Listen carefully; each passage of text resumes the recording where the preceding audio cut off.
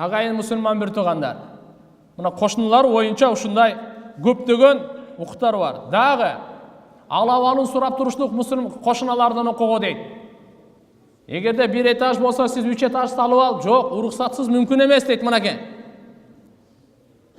Кошунаңызга келе турган абаны жаап коюш, шамалды жаап коюш да уруксат эмес экен туугандар. Уруксат сурап, эгерде кошунаңыз макул болсо, анан кийин 2 этаж, 3 этаж кылсаңыз болот дейт мынакей. Ошондо дагы кошуналардын окуго, кошуналардын үйүнүн ичинде эмне болуп атканга көз салбаңыз.